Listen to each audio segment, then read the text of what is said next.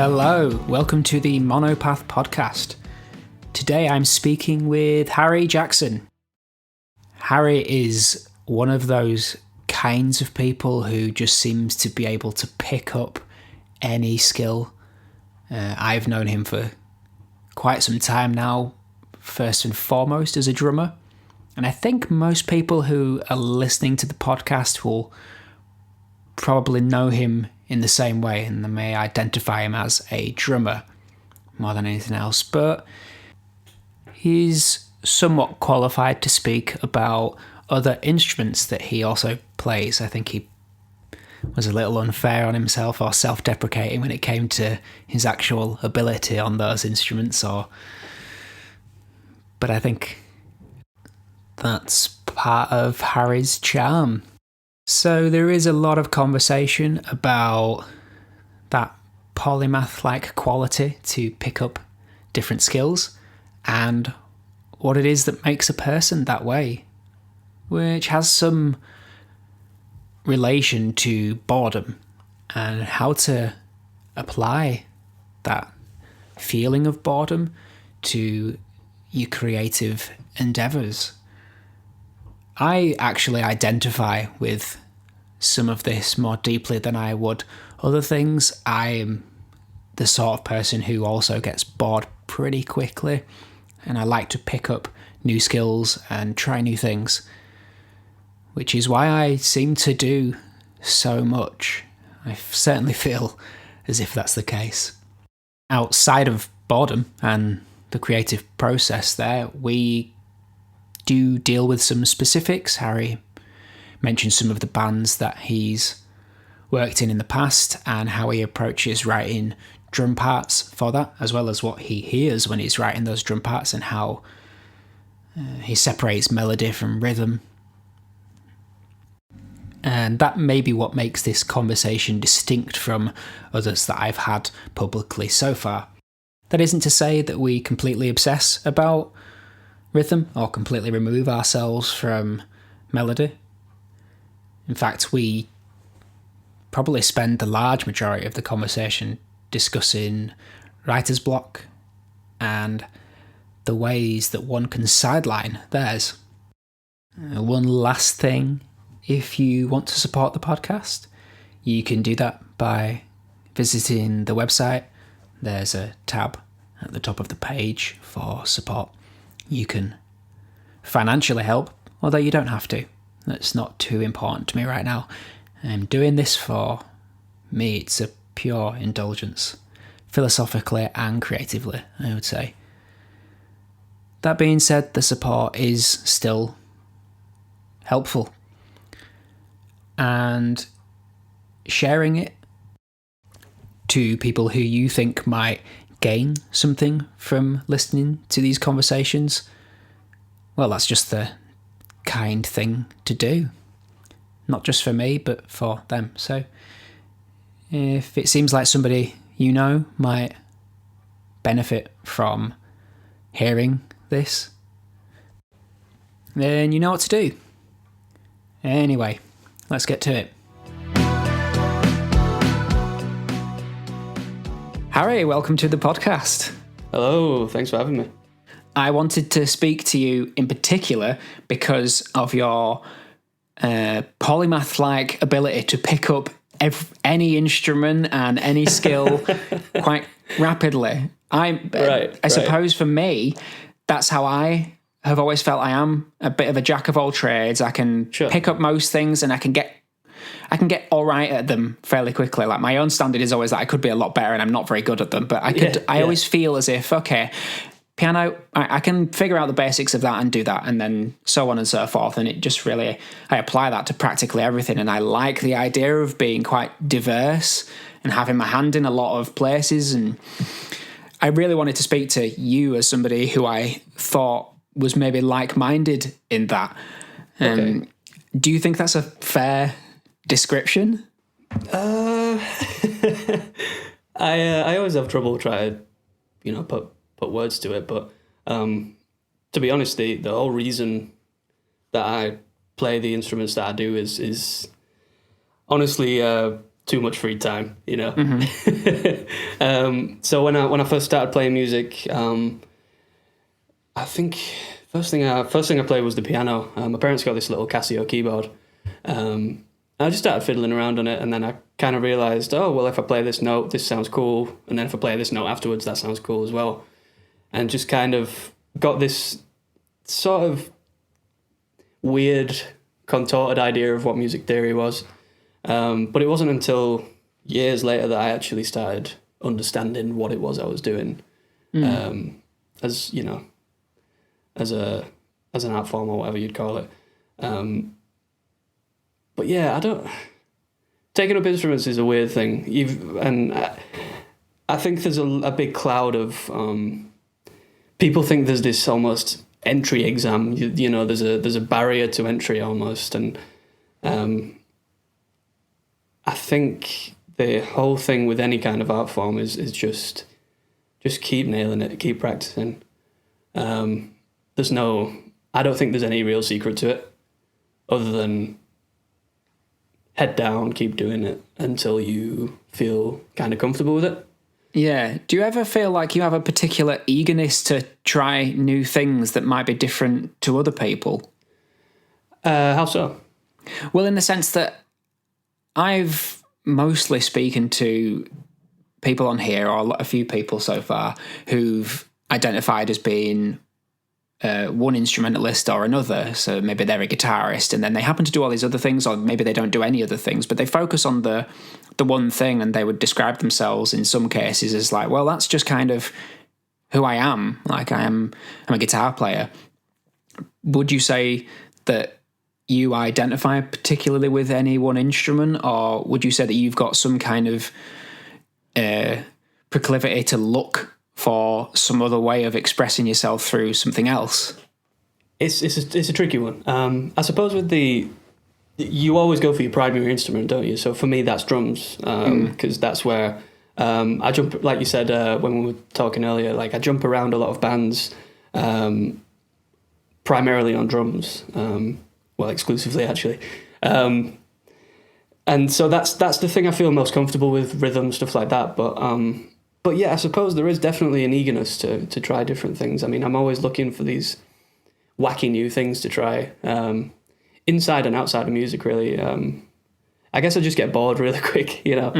I get bored really quickly, and I always have to be, you know, doing something new, doing something different, which I suppose is what led me to learning the different instruments, because like you say, you know, it's kind of a jack of all trades thing, but, you know, master of none, I suppose, you know, because yeah, I'll get the basics of, for example, you know, learn a few chords on the guitar or figure out a couple scales, but then I'll get to a point, you know, I always kind of plateau with instruments. I don't know if you've experienced this one yourself. I have, yeah. Yeah. It's a nightmare.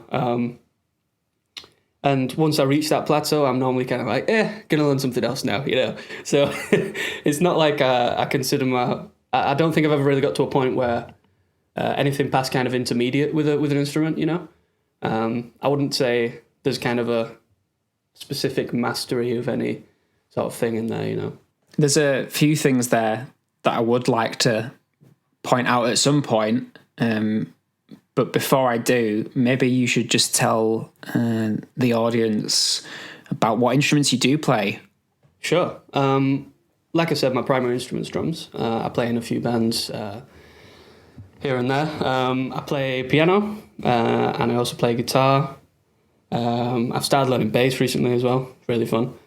I can kind of hit a tune with my voice, but I wouldn't consider that a very strong sort of thing, you know. Yeah, I suppose they're the main ones at the moment. And rock piling and magic tricks being two non-musical instruments that you've added to your repertoire of skills recently. Oh man, yeah. I've been losing my mind. Well, what better way to lose your mind by putting it to work? You know. Well, this is it. Yeah. I mean, so what you're talking about there is when we kind of first went into lockdown, I started looking for different ways of filling my time and keeping my brain active and stuff. One of those was rock balancing. Feel free to check that out. It's a really, really weird thing. But I was doing it, and I got I got a message from one of my friends because I was posting a few of the rock balances on my Instagram, and I got a message from one of my friends that said, "Dude, are you okay? Is something going on?" And I was like, "Yeah, I'm working through some stuff, you know." And then Magic Tricks started learning card magic. Again, it's just this new kind of different kind of performance while still being able to be creative, and all you need is a pack of cards. So it's been a pretty cool way of keeping my mind busy in that creative sense without kind of burning out the music too much, you know? Yeah, exactly. I think it does make me think more and more that you just maybe have a natural curiosity. Maybe it ties in somehow to the fact that you said, you feel like you plateau when you're learning something new, and so the natural thing is to kind of take a holiday from that and go and pick up another skill to replace it. I guess it is curiosity, definitely. I don't know where that particularly comes from, honestly, but I just I feel like a bit of a Labrador sometimes. I just see a new thing and I'm like, oh my god, yeah, let's learn this, and it's a bit of a weird one. Would it be fair to say then that it's almost like you're using some instinct? Maybe it's natural, maybe it's something you've picked up along the way, but you're using some kind of instinct of boredom as a metric for time to move on. Yeah, definitely. I do see that. Yeah, I definitely use boredom as a measurement, like a lot of people do, I suppose. And I'm trying more and more to, when I find myself in these positions of, I've just lied in bed and watched Netflix for 4 hours, is that, what should I be doing really instead? Or what could I do to kind of get the brain ticking a bit, Yeah, some things just exacerbate the boredom for me, and I can only really tolerate watching TV, which I love, by the way. Yeah. But I can only tolerate it for quite a short amount of time. I can watch maybe one episode. Feet, don't you? Yeah, and I get itchy feet and feel like I have to be away. And between me doing podcasts and writing music and having a tea company and doing philosophy work, I'm always I always end up picking out a new thing that might be interesting or that I might get something out of, because taking TV as an example, TV is a good break from the heavy lifting, the heavy cognitive lifting of doing philosophy, but it's also a very good break from doing the heavy emotional work of songwriting. Gotcha. And each of those things are good breaks from the other. So I just am in a constant cycle around the house between sitting at the laptop and writing, to being in the other room writing music on my iPad or on the piano, or to being in front of the TV. They're all just breaks from the other. It just happens that it's like the half-life of the TV experience is much shorter than all the other ones. I can do philosophy for quite a long time, and I can write music all day, but I can only watch TV for so long. I think it's because the experiential value of watching TV is much lower than doing something definitely. That you believe, that's something that you believe in, or something that you feel like you get meaning from. Yeah, and to kind of bring it to the creative process as well, these are all, instrumental in aiding that process, because if, I've experienced it so much, and I'm sure you will have as well, if you're working to try and make this song or make this new melody, something like that, and you keep repeating this thing, it's so easy to burn yourself out, because it's like you said, it's quite an emotionally intensive thing to do. Yeah. So this is exactly why I've taken up completely different things from music, is because sometimes the best way to aid that creation is to just remove yourself from it as far as you can. Would you agree? Yeah, I think there's like scientific validity to that as well, because a lot of people say that it's a question of like hyper focus, and if you're intently focusing and putting all of yourself towards one thing and concentrating for so long on one thing, at some point you end up kind of getting in your own way with it. So the science that I've read behind that is to do with taking breaks at the least, and the regularity of breaks being quite important to creativity. I don't know if you've ever come across the Pomodoro technique before. I don't think so, no. What is it? It's to do with the little Pomodoro tomato timers, and the idea is that they're used for cooking, I think, mostly, but you would set the timer for 20 minutes or so, and that's your window of on work. That's the on-ramp onto work, and you do work for 20 minutes, it goes off, you have a 10-minute break, and then you do 20 minutes on, 10 minutes off, and you just repeat that over and over again. And that, for productivity, is supposed to be good, because the amount of time, allegedly, and again, I think there's probably some neurological evidence for it, is that you can only focus and concentrate that sharply for so long before it just starts to break down. You end up getting fuzzy thinking and things start to become a little less clear. So you should take a break. Yeah. But it's crazy at the same time, because whilst that sounds like an amazing idea, and I'd highly recommend that, definitely, there's sometimes that experience you'll have experienced it yourself at some point, is the flow state, you know. Because once you're in that, and it's such a difficult thing to try and explain, because it's only happened to me once, which was maybe a couple times at university. I had a couple days left to make a thing, and it was a combination of stress and whatever else. And I just entered this state where I was just creating solidly for, 4 or 5 hours, me and my friend Jake, 4 or 5 hours solid, no breaks, just doing. And if you've been in the state yourself, you'll know that there's not really any thought going on. It's just... Yeah. It's all just happening. And it sounds very pretentious to kind of word it like that, but it's a weird experience. And I'm sure everyone will have experienced it in some capacity, but it's whilst you're in that state, it's so hard to recognise. Yeah, it doesn't sound pretentious at all. You're on a philosophy podcast, so yeah, good. There's more pretentious things than that I could say, or that either of us could say. I mean, but no, I think again, there's a lot of evidence in the flow state in science, and a lot of writing on it in books. I forget there is a book called Flow, and that's the guy who kind of coined the term and wrote a book about it. And I haven't read it, but I have been recommended it, and it's kind of on my ever-growing reading list of things to get to. But I've heard there's only so much time. But anyway, yeah, I've been in that flow state, and I think the reason it can sound pretentious, or it can sound a little fishy, is because I think people have this self-concept of themselves that they're just this one thing.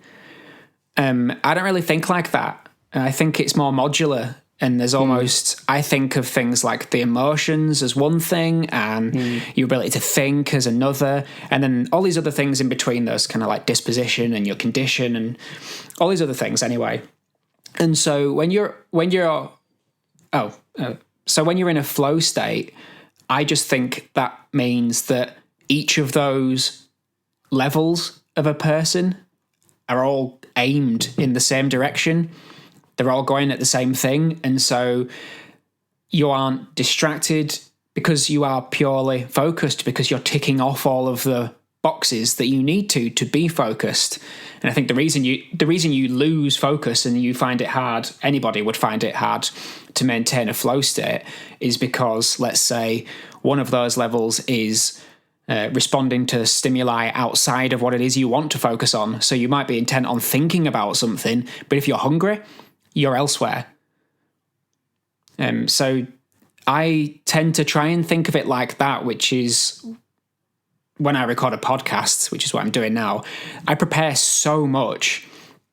I research before and do all these things to kind of get the podcast great, but even in the moment just now, just to make sure that I'm not thinking about anything else and I can really maintain my concentration.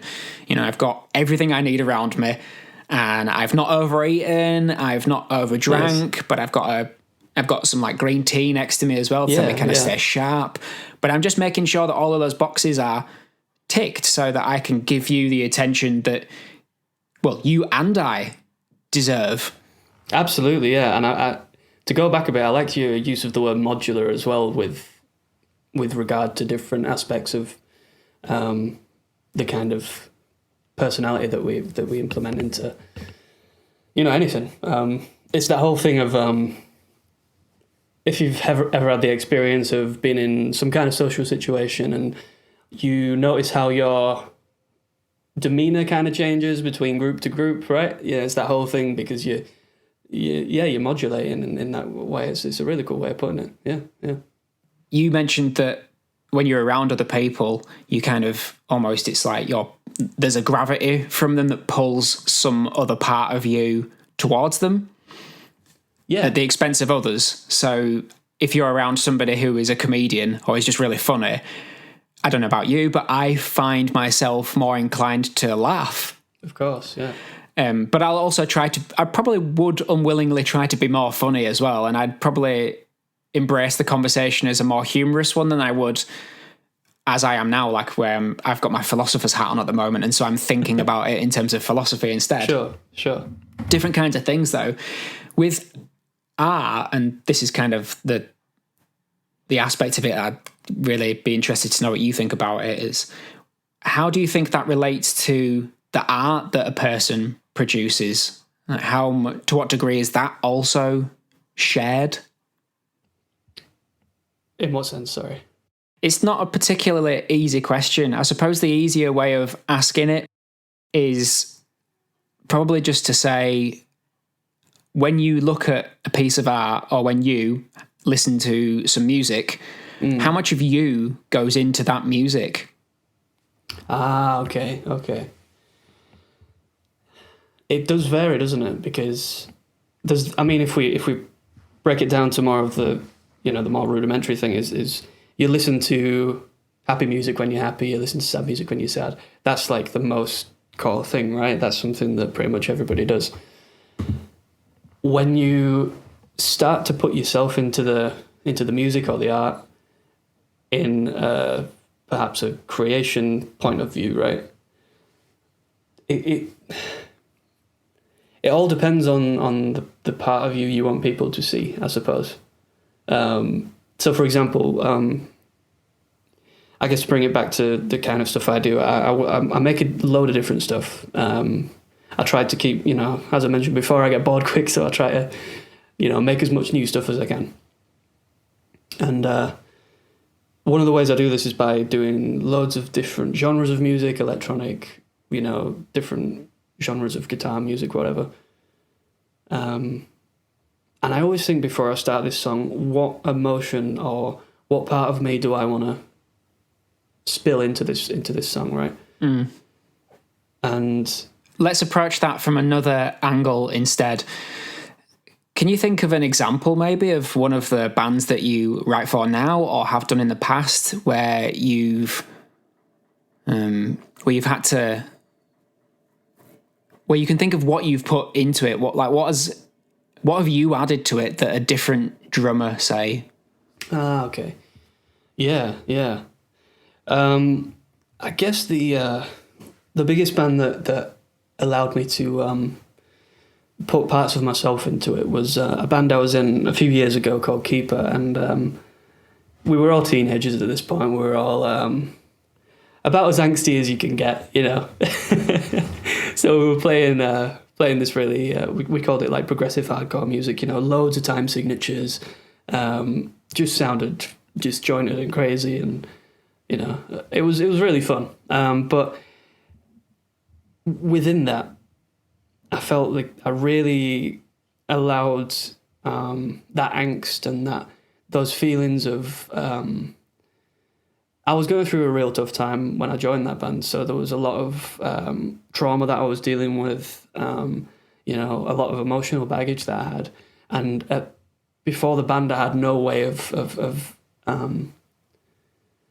articulating it. It was just abstract thought of yeah, it was just a big old abstract mess, you know.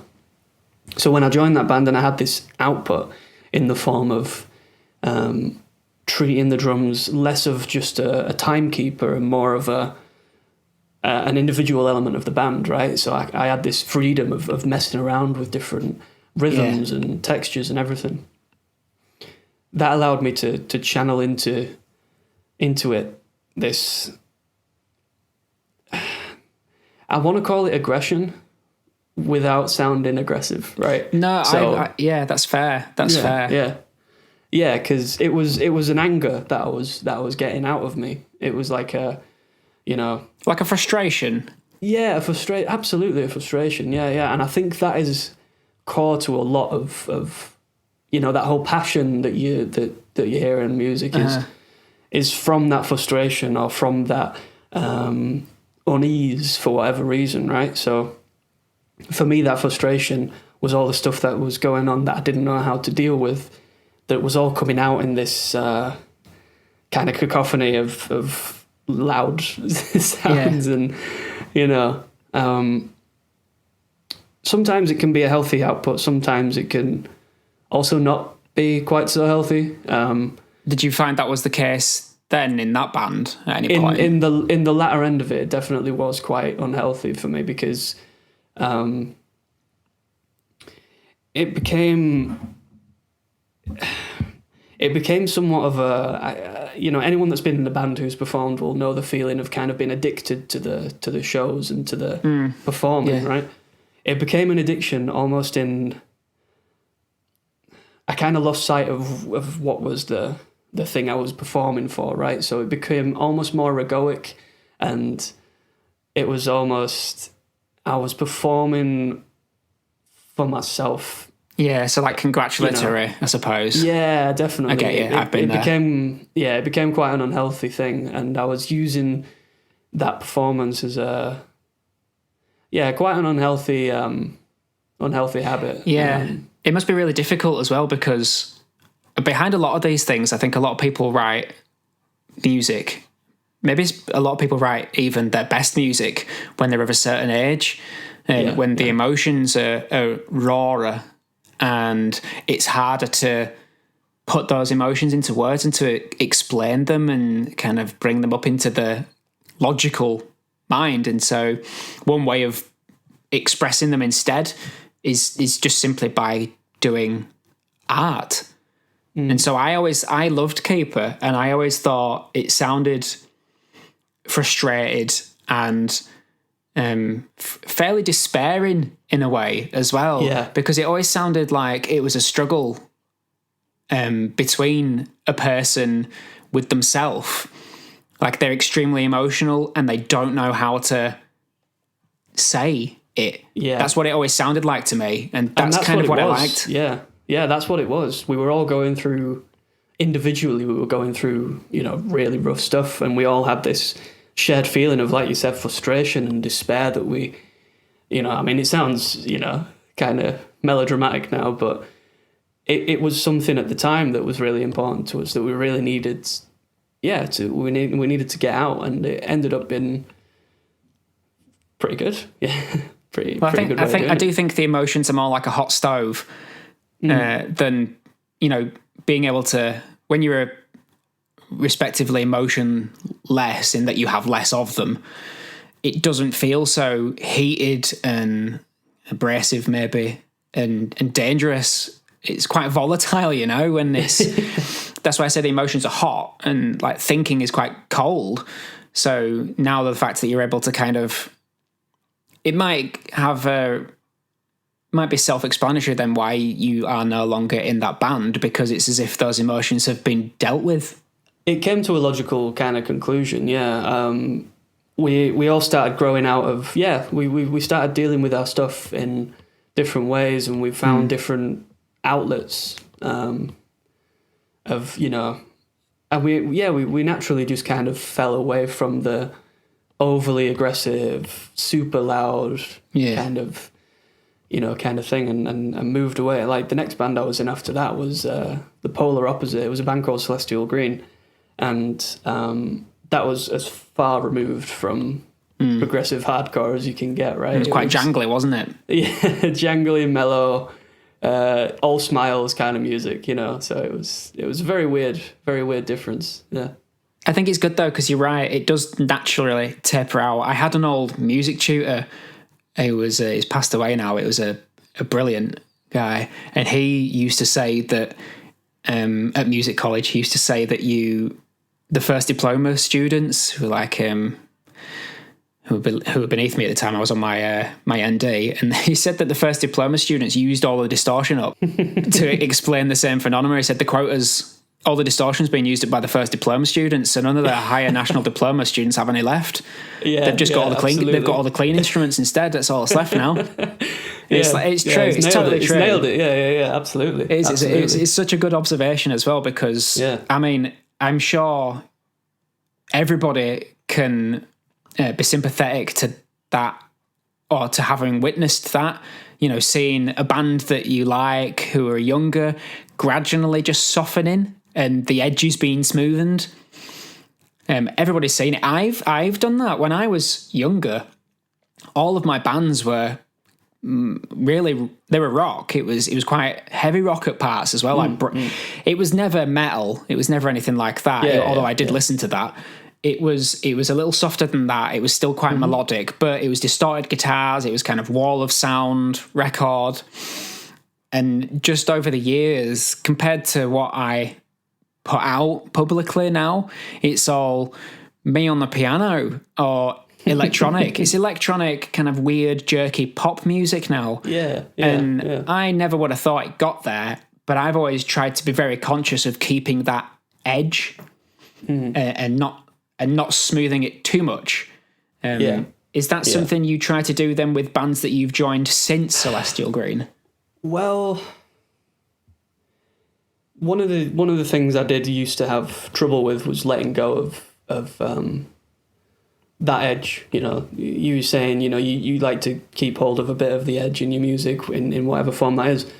I had a lot of trouble with that because when Keeper ended, we were on quite a high in terms of like trajectory and stuff. Yeah. But I had a lot of trouble letting go of that. And I think, I mean, you do get precious, don't you? You get precious with ways of expressing yourself or a song or anything like that, right? But I suppose how do I articulate this? Well, I guess it's just to return it to the question, I suppose, is have you found in bands since? So you're in a couple of bands now. That's right, yeah. Have you found that you've kind of reconciled some of those two opposites? Because I think there was an opposite between Keeper and Celestial that you mentioned. Do you feel like you've found some mid-ground? Yeah, to some extent, definitely. But I've also kind of... What I was trying to say before was... I've seen that there is a much broader thing than just expressing, you know. It's very important to not confine yourself to one thing, right? Because as soon as you start defining yourself as I'm a rock musician or I'm a whatever musician, I feel like that just closes doors immediately, right? Yeah, no, because I agree. So the reason I was hopping around so many different bands is because I wanted to experience as many different avenues or expressions as possible. So Celestial Green was like you said, jangly, and it was a lot more mellow and allowed me to really explore these positive feelings, which was really important for me at the time. Whereas now the bands I'm in a band called Sunliner, which is, I guess we'd call it Cardigan punk because it's very... I love that. Yeah, very easy listening, like happy punk kind of stuff, you know. But it's still high energy, right? So that's a nice little blend of the happiness of Celestial Green and whatever. But it's kind of showing me these different ways of expressing... which I think is really important. Yeah, this reminds me of something we spoke about a little earlier and we kind of struggled with a little bit, which is how much of yourself are you putting into the art? And it's almost as if maybe you empathise with this idea, but it's as if you stay in a band that's only expressing one kind of emotion, it's almost as if you're limiting, it's a self-limitation. Right. In that sense, and then if you join another band and then you've got that kind of music and then it's just a polar opposite, then you're limiting yourself to that kind of music.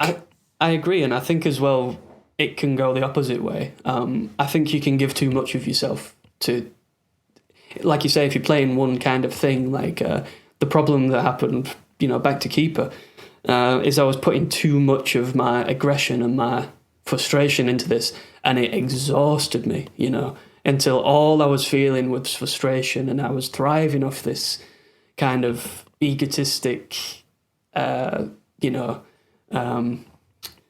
would you say it, kind of bravado almost. There was a lot you become those emotions. I totally became it, and it was really unhealthy by the end of it.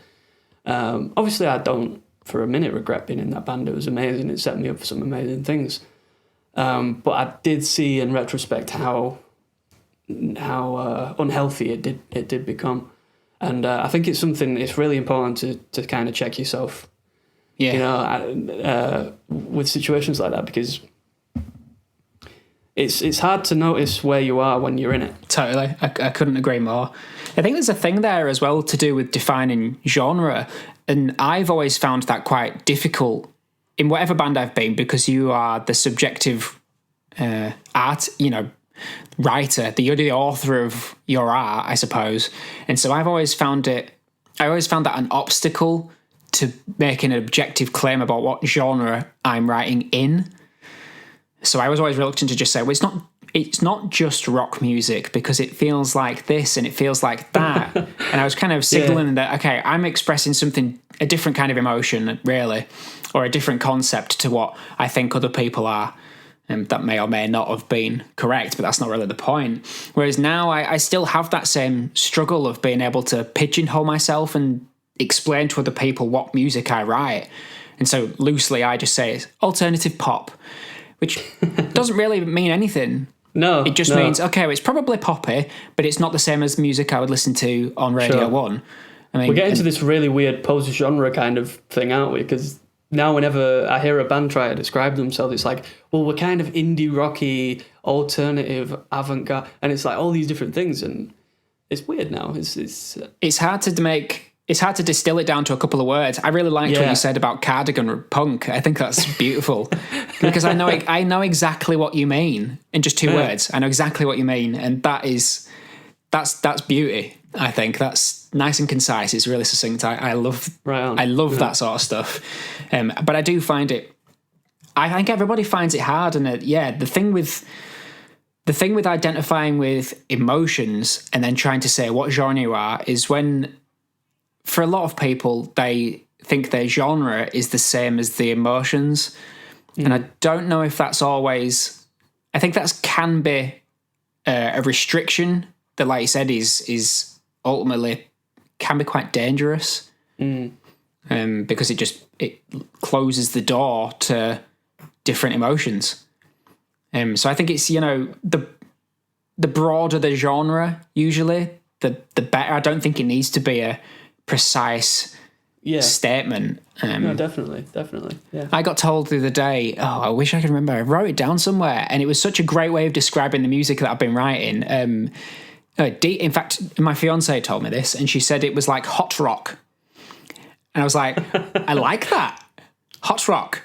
Hot rock, yeah. Hot rock. And I thought, I haven't really heard that used before, but it does kind of, I mean, for me, somebody who has listened to my own music, that is the case on new music that's not released. It does sound like that. So I was like, that's great. But I think it's that's an art in itself, being able to kind of distill something so complex like a feeling or a frustration or whatever it might be into just a couple of words.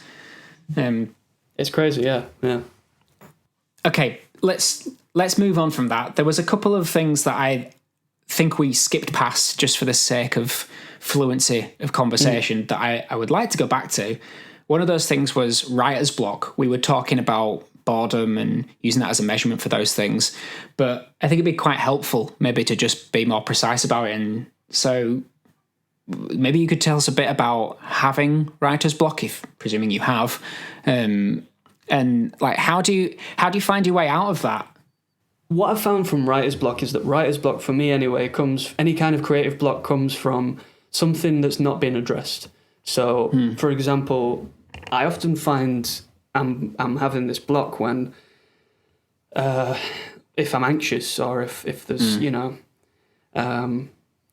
for some reason I'm not completely here now, right? I'm not completely present, and I think there are so many ways that there's so many methods that you can use to get over writer's block, and I could hypocritically say that consistency is key because I'm a very sporadic creator. I'll go months sometimes without creating anything, and then all of a sudden I'll make 3 tracks out of nowhere, and then I'll go another few months.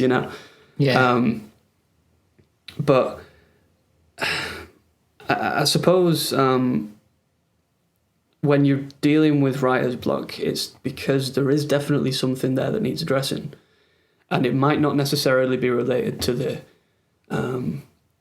the process that you're in at the moment, if that makes sense. Yeah, no, I think so. Do you think it's maybe something to do with just not being ready for it? I suppose, yeah, to some extent. Because no, I agree with that. And I think, for me personally, when I've started noticing any kind of creative block, it's a sign for me to step back and really get introspective and say, right, what's going on, dude? And what do we need to go over? What do we need to think about? What do we need to explore? And a lot of the time it is just a general unease with something. For example, something's happening with some friendships, or just these small little things, right? And it's all about picking those apart and really understanding and exploring why this block's here. So it can be quite a process getting over the block. Well, I would say add to that really as well is, and again, this returns us to something mentioned about the kind of scientific validity of some of these ideas, is there's always been this myth, or it's an aphorism really, of sleeping on it. Yeah. And I use that. Like, that is scientifically verifiable that sleep for creativity does something valuable. It's like a hard reset sometimes. Yeah, well, apparently it's to do with like the connectivity of neurons, and it your brain does a lot of work, and they've measured it in mice or rats or something like that, where they've shown them a pattern, a particular pattern of where they walk, and they when the mice are asleep, they have all the sensors put on them and stuff, and the scientists can detect that they're replaying those patterns, but at significantly increased speed. That's really cool. So if you imagine it was like a melody, for example, in a person, and you've got a melody in your head, or you're trying to memorize a melody or a rhythm, and you're struggling with it. Well, when you go to sleep, what apparently happens, according to this neurological data, is that you go to sleep, and so long as it's kind of on your mind, so to speak, you'll be replaying that melody over and over and over in your head at light speed almost. And that encourages you to learn it, in a sense, in your sleep. That's crazy. Which is why I use sleep as a weapon against writer's block. It's a blunt force weapon. Yeah. So I do. When I'm stuck on philosophy, I sleep. When I'm stuck on an idea, I sleep. And it sounds to most people that that's what lazy people do. But honestly, sleep is the best thing for it. I can't write an essay or do philosophy quickly because it's hard to think that fast. And it's the same with writing. I'm trying to deal with how I feel. And that's not easy. So I can't do it in a day. I mean, sometimes that happens and that's just how it is. But more often than not, I can't deal with things in a day. And so sleeping on it just means that it speeds up the process by kind of keeping it in my mind, going to sleep, letting my sleep do the work for me. I've joked before to people and said that I do my best work when I'm asleep. Yeah. But it's true. It really is. It's true. Yeah. I do my best work when I'm not really paying attention to it because I'm not even conscious. Oh, totally. Yeah. So I guess that would be my advice for writer's block is go to sleep. Yeah. I'll give it a go. Yeah, do. Yeah, cool, man. I mean, there's tons of other things as well. I mean, this is not even close to where I thought we would go, but they say the same things about psychedelic drugs, and that now is being explored as a means of enabling creativity. And they're seeing the same sort of thing, like neurologically, they can see what it's doing, and it creates new neural connections much quicker than you would if you weren't taking them. And to me, that's quite a loud signal flare for me to find it interesting, at the very least, to find it kind of philosophically interesting and say, if I want to be a songwriter and I want to create music or art, or if I want to do good philosophy, then wouldn't I want to do everything to speed up the process, like in a way that isn't harmful? Well, this is it. Yeah. If there's a substance that can do that, or if there's an experience that can do that, is probably a better way of putting it. If there's an experience that can do that, it more or less seems incumbent on me to go along with it. As I say, this is nowhere near where I thought we would go. I'm just thinking out. Okay. I'm thinking out loud is all I'm really doing, and it just occurs to me that there's something there of value that's maybe obscured by trivial things like politics and whatnot, which I definitely don't want to get into. Oh no, but no, I would absolutely agree. I mean, it's so easy to get wrapped up in these tiny little stories of, and when I say story, I mean every single thing. I mean, if we're on that kind of subject, Terence McKenna said, "Culture is not your friend," right? And I suppose when you break that down, it means everything from, like you say, politics, religion, even art itself, music, all these things are all just these little spices that are added to this whole experience. And when we break those down and we see over the top of those, then what's there? That's what you've got to focus on. And I think that's probably the closest that's how I'd probably define that flow state, right? Because that's, for me, being in that flow state is the dissolution of all of the noise, right? In the sense of anxiety, in the sense of what's been on the news today, or who said this, Once all of this dissolves, you're just left with this single-pointed concentration, which is a big thing in Buddhism as well, is the whole idea of single-pointed concentration. And once you're left with that concentration, then that's when you can allow whatever it is to flow through you. And again, sounds a bit pretentious, but whatever art form it is, once you've reached that point of single-pointed concentration, that's when our best work can sometimes happen, I think. Yeah, it's almost as if it's like a cohesion that you need. Definitely. Like a self cohesion, I suppose. And I guess it's just it's not just the self cohesion, because that might produce the art, but it's also the self recognition and the awareness of, or the self knowledge is probably a better way of saying that, of when to break off and when to continue. So it's, if you're in the flow state, getting there is one thing, but knowing when to stop and when to break off and when it's healthy and when it's not, they're kind of skills that you learn along the way that they're extra to it.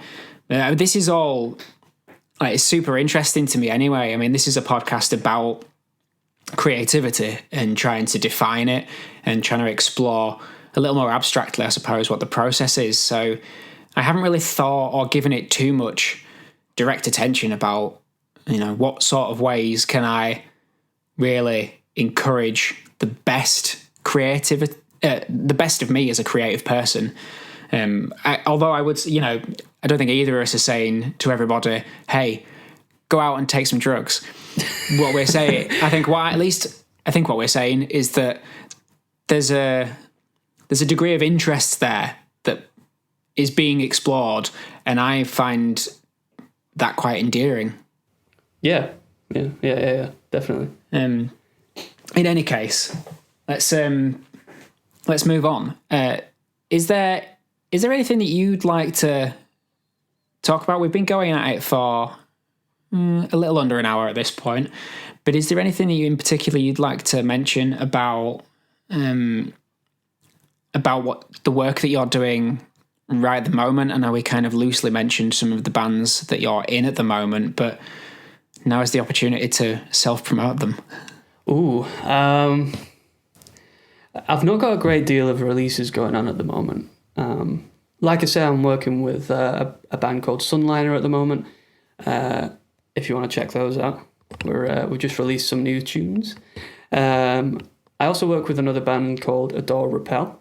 We've had a little time off just to kind of deal with stuff at the moment, but we're coming back whenever is possible. For my own stuff, I'm still kind of looking for a way to release it. I'm still getting to that point of,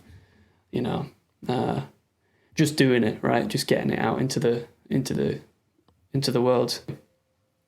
But I don't know where I'm at with that right now. On that note, then, what music do you find spills out of you naturally? Obviously, you being a drummer in bands, that's something that's not subject to melody and those sorts of things, like harmony and all of these sorts of things. I'm just talking about the drums intrinsically on their own. They don't have those features, but when you're at home and you're just writing music on whatever instrument that's a song, if you're writing a song on your own, what sort of style would you say usually falls out of you? Well, we're all products of our environment, aren't we? And I think from my exposure to the bands that I've been in, it's quite a weird mix of all those things, because sometimes I'll love to mess around with, like you say, kind of rhythmic textures and polyrhythms, time signatures, that kind of stuff. But I'd say my goal with music has always been, and this might sound a bit weird, but my goal with music has always been to create something that sounds cozy, right? That sounds warm and cozy. And I know that's such a weird way of putting it. But whenever this only really happens when I'm doing guitar-based stuff. When I'm doing electronic stuff, it's just whatever. It can be all sorts. But I want to create.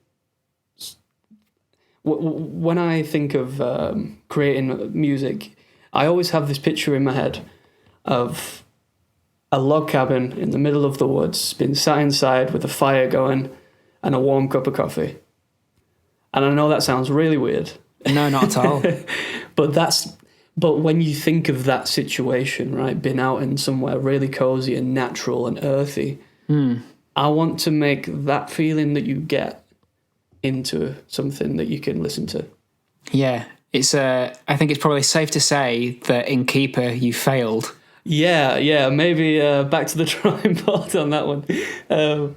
Celestial Green is probably the best kind of example I could give about that, because it's endearing music, right? It's that kind of idea of, I call it rainy day music, when you can look out the window and it's absolutely belting it down. Yeah. And you just stick on that really nice cozy acoustic song and you get a cup of whatever. And you wrap yourself up and you get nice and cozy. That's the kind of feeling I've always wanted to create, and I'm still kind of carving my way out with it. Yeah. Do you think there's a difference there between what you need and what you want? Like, is that conception of the music what you want, and the bands that you've played in what you need, or vice versa? Yeah, I totally agree. There's definitely a bit of interchangeability with that. Keeper was a band that I needed at the time. yeah, a lot of the bands, I find something in that I need. But at the same time, with my music, I do want to create certain ideas, but then at the same time, sometimes I'll create something that needs to just be out there, right? It just needs to come. Yeah. Needs to come out. So it's a weird relationship between those things. Yeah, I just wondered, I suppose I was trying to point to something in my attempts to figure it out for myself, whether I could recognise it in you. It seemed like there might be something there, though, because if you've struggled to find bands where you get that kind of environment, that cozy environment, then that suggests to me that it's almost like it's almost as if you're walking down towards a street. Actually, let me give you an example. When I was on holiday once in Paris, I went with my fiance. We went to Paris, Disneyland and all that. And we had one day in the centre itself, and we were supposed to go for to the Eiffel Tower, to go up the Eiffel Tower quite late on in the evening. And we were miles away, but I insisted on walking. I was going to say we, but I insisted on walking. And so we walked towards it. And so all the while we had this, almost like this North Star, because you can see the Eiffel Tower all around Paris. You can just see the tip of it from most points in Paris. So we knew which way we were going, and we knew where we wanted to be. But getting there, because there were so many obstacles in the way, there was different buildings that we were kind of limited by the roads that we had to actually take. It actually meant that although we were loosely going in the right direction, we ended up at various points actually walking in the opposite direction just because of the way that the roads were structured. So we would walk in the wrong way. At the time, it was shortly after terrorist attacks in France. So a lot of the roads were cordoned off and closed, which meant that our route was it was certainly not the most direct route that you could have taken. And so what I'm saying is that for me is analogous to what you want from a song.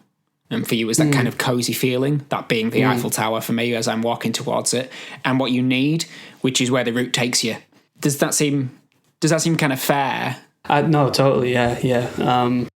I suppose if we take it all the way back to that whole idea of boredom and getting distracted easily and stuff, that is so imperative to the entire process, right? Because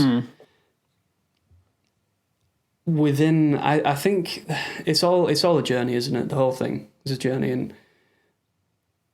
and once you allow yourself to experience all these different things of whatever they may be, right?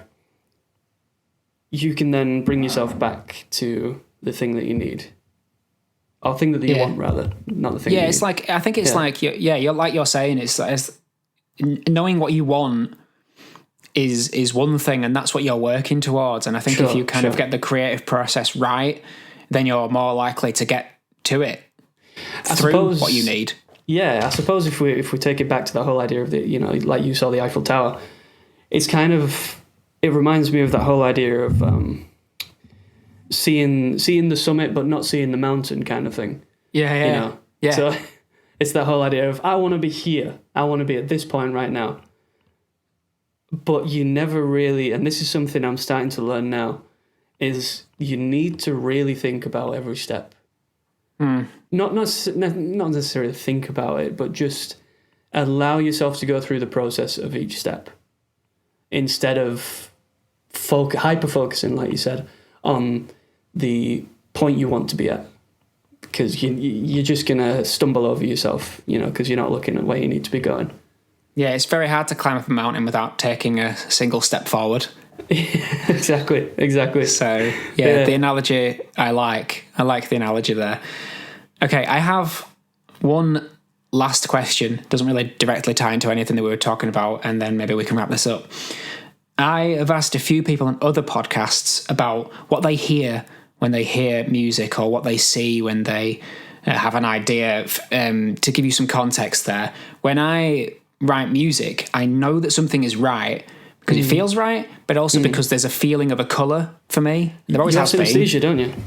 To some degree. Right.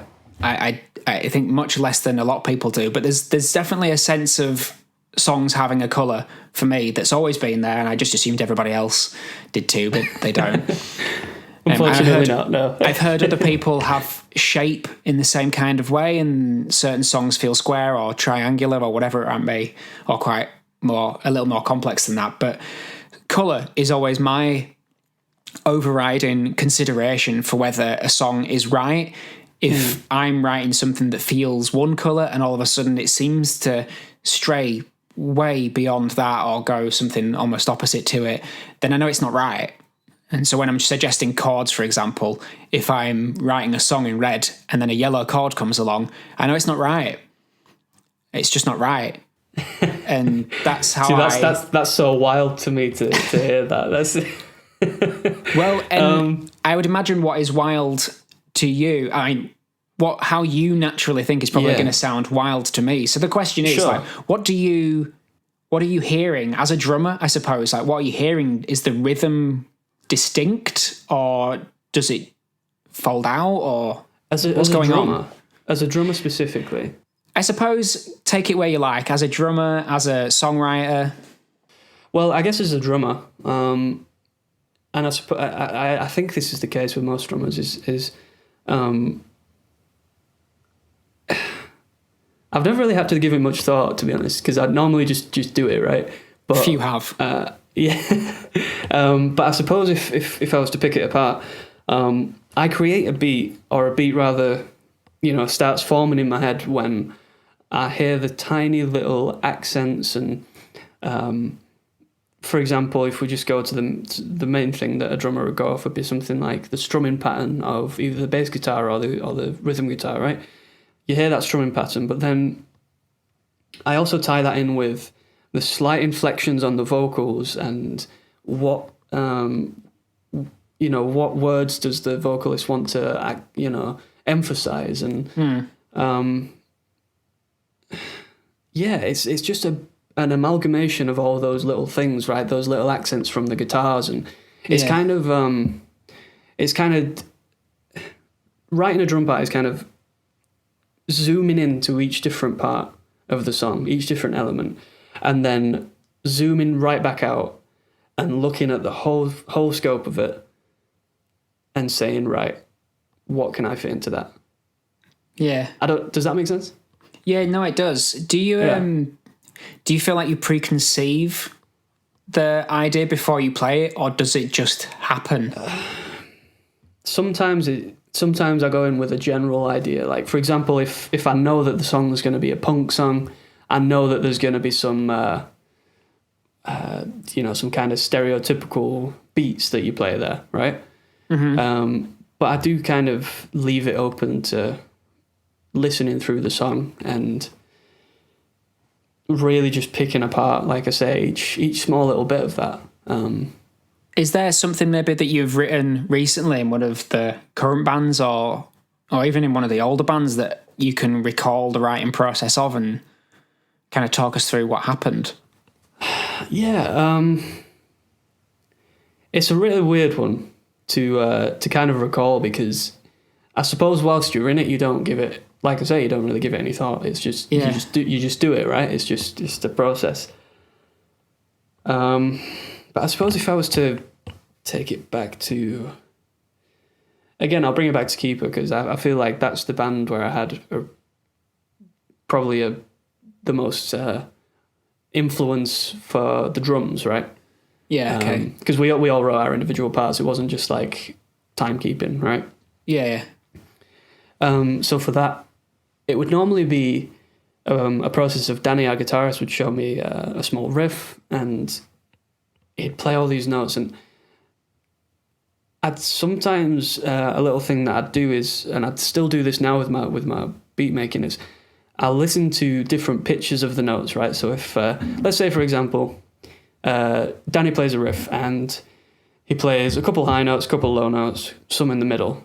When he plays those high notes, I'll think, right, I can associate this with a certain cymbal or a certain drum. And when he plays the low notes, I'm going to accentuate that with the kick drum. Yeah. And it's almost like he's given me the beat, but I'm interpreting that beat and trying to figure out where I can put all those different things. Yeah. That makes sense. It's almost as if in that way drums was a simplification, like a more interpretable simplification of melody. Yeah, no, definitely. That's why I loved Keeper for that creative thing, because like you were saying, I was taking the melodies and interpreting them. It was really cool. Yeah, it was almost like putting them in a different language. Yeah, definitely. And drumming is totally a language. Music in general is its own language, and like you'll see anywhere on YouTube of two drummers playing, right, like drum battles and stuff. Yeah, and you'll see, there's this big thing in music of eye contact, right? And it's so crazy how much one person can convey with just a glance, right? And you see this so much in music because you'll see these drummers playing something that neither of them have played before, and then they'll just glance over each other, and they'll just give this nod or this glance, and they both just intrinsically know to do this thing and to move into this flow, and it's so cool. It's like we were saying earlier. It's the whole thing, especially in writing in a band or collaborating as compared to doing something on your own, it's totally a shared thing, but it's shared in the present tense rather than in the future as well. Because for me, most of my music is collaborated later on in the process. It starts off and it's just me on my own for quite a long time, and then eventually I'll go work with a producer and then a mastering engineer, and then at some point go and perform them maybe with a band or whatever. And so that's very different to the example you gave of a drum battle or being in a band, being in a room with other individuals. Like I do think there's a sharing experience there of looking at another person and kind of seeing the whole thing. It's a conversation.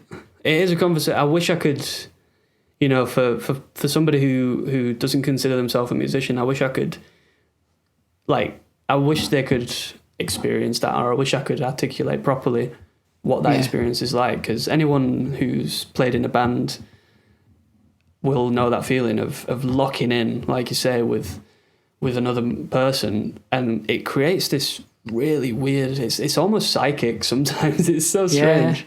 Do you know? And there's no speech involved. It's just its own language, and it becomes its own entity almost when you're doing there's it. Something free flowing and uninhibited about it that I don't know if you can get the same thing from anywhere else that you do from collaborating on a musical project with somebody else, like writing and performing with somebody else. I don't know if you can get that feeling of collaboration, and like I said, I use the word conversation. I don't think you can get that in any other medium. It's hard to imagine where you would get that in, say, painting.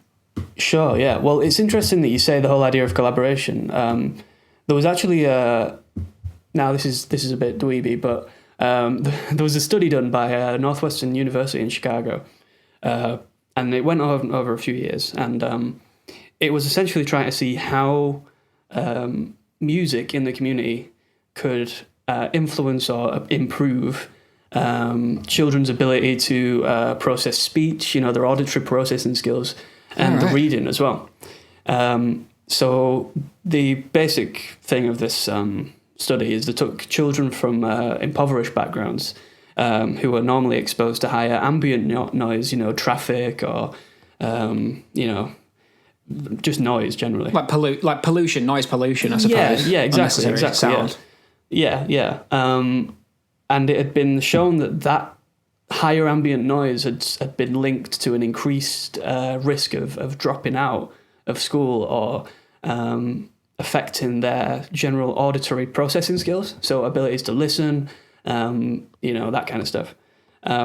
So they introduced them to free music lessons, and they noticed that over a couple of years, they saw a massive improvement in how they processed speech, how they understood speech, how they understood writing, how they understood, reading something, and their community, their ability to communicate with each other as well was massively influenced by it. which is such a beautiful study. Like, it's such a I realise yeah. being on a podcast, people probably can't hear my eyes widening as you tell me these things. But that's really interesting. I've had a disagreement with a few people actually, about the STEM, or the kind of fetishization of the STEM subjects and the over-reliance on them, because for me, that is an indication of hyperfocus. And, you know, the word hyper is to imply that it's more than is helpful. I've been reading this book on the brain and the anatomy of the brain, because this is the sort of thing I read. And apparently in the left hemisphere, that's a more verbal hemisphere. So that tends to be why people think of it as the speaking, the language center, which is not technically true, but it's kind of as a concept, as a vague concept, it's about right. And the right hemisphere is where the non-verbal stuff goes on, so it's kind of more intuitive, and it's less grasping, and it's more kind of, I think intuitive is probably the right word. So music and art tends to take place, roughly speaking, in the right hemisphere instead. So the disagreement really for me about the reliance on the STEM subject is that although those subjects are more likely to procure you a better job in modern society, or they're seen as more valuable, I think it's almost it's a fool's errand to focus on them too much, because actually balancing it with the other hemisphere, balancing it with art, is to balance it with your left hemisphere with the right hemisphere, which is to make a more wholesome person. And so most people who disagree with me on that say that, well, if you're saying that what you've just said, that focusing on the arts only improves the STEM subjects, then you're naturally there saying that you're agreeing with me by saying that the STEM subjects are the most important ones, but you should do something with the right hemisphere because it emphasizes that. And my attitude is, no, in culture, that statement makes sense and that argument is sound, but I'm talking about a deeper problem, which is how to kind of harmonize a person. And that's by balancing those two things. And I would say the better society is the one where there is a fairly equal distribution between STEM subjects in the left hemisphere and more artistic pursuits in the right hemisphere. Exactly. That just produces a better people than what we have right now. Yeah. That was a bit of a rant there for you. No, I completely agree. It's just that whole idea of, imagine a world without any art whatsoever. No music, no visual art, no film, no architecture. It's just brutalist buildings everywhere, right? And just imagine, not even the ability, because even the ability to tell a story is that creativity as well. Imagine just being devoid of that. It's almost this kind of malnourishment in a way. Yeah. And I don't think actually people realise what they would lose if they didn't have the arts, because they would actually lose. Imagine if all you read online or in newspapers or anywhere is pure prose, devoid of poetry, and it's just pure prose, everything just scientific analysis of every single thing.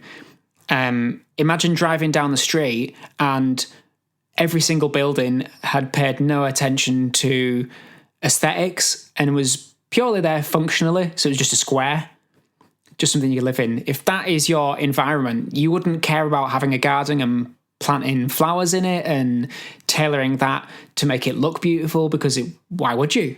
It's not functional. Yeah. And I just think it's an unhealthy prioritization, and people don't realize how much work the creativity and the arts contribute to society. And I think that's a good reason to diminish it for many people. But there's a lot of crises going on at the moment in science because of that, because people are realizing, and this naturally leads it back to the beginning, which is quite satisfying, about hyperfocus. A lot of scientific disciplines are now finding themselves struggling because they've been so hyper-focused on one narrow discipline, scientific discipline, at the expense of all others, that if you put some hypothesis that works in one discipline into another, it doesn't work anymore. And so things are losing their verifiability. They're verified by one thing, and you know, subject to the scrutiny of another discipline, they dissolve. And so that's somewhat of a crisis now. But again, that's kind of a product of the left hemisphere is hyper focus. Yeah. It's everything's interdependent. You know. Yeah. Everything. Totally. Everything. And I think you and I would probably agree that the jack of all tradesness is a necessary function of trying to express one's self, really, and doing all these things to get out of your own way to create, to get the most out of a creative process is to not be hyper focused on things. So it stands to reason that why would you want a society that is built on the things that don't work anywhere else? Yeah, it becomes neurotic, doesn't it? It becomes unhealthy for the brain. Definitely. Hyper-focus, and so it's a wonder why you would think that constantly trying to, say, write a piece of music by never turning away from it would work. It can't. Yeah, it can't. Exactly, yeah, it just can't work. I think that rounds the whole thing off quite nicely. So we've been going for quite a while. Let's leave it there. Maybe we spoke about a few of your bands and things like that, but is there anywhere we can find your music and such online, or where's the best place to find your work? Best place to find me would be on Instagram at the moment. If you search for Shamata, which is... It's how it sounds. Shamata. I'll pop that in the description. Absolutely. That's where I'm posting anything, albeit infrequent. But I've got some stuff in the works. Hopefully that'll be coming out pretty soon. Is that your own solo stuff? My own stuff. Yeah. Nice. And I'd love for some people to enjoy it. Yeah. I know we've spoken about how difficult it is to define a genre, but what sort of thing should we expect from it? Expect anything and everything. It's going to be a bunch of different things. So Shamata is actually my electronic kind of moniker. So that's going to be things like house, drum and bass. I've done some disco tunes as well. Nice. So yeah, keeping it as varied as possible. And also under my own name, I'll be releasing some more mellow, cozy things as well. Brilliant. So, like guitar-based stuff. That's right, yeah. Just nice and mellow, easy to listen to. Like I say, rainy day music, you know. Nice. Cozy house. Yeah. That's the one. That's a genre there, cozy house. Yeah, cozy house. We've done it. We've nailed it. Okay, this has been truly wonderful. It's always a joy to speak to you. Let's do this again sometime. We should. Yeah. Cool. Awesome. Well, thank you very much. All right. Thank you, Darren. I'll see you soon.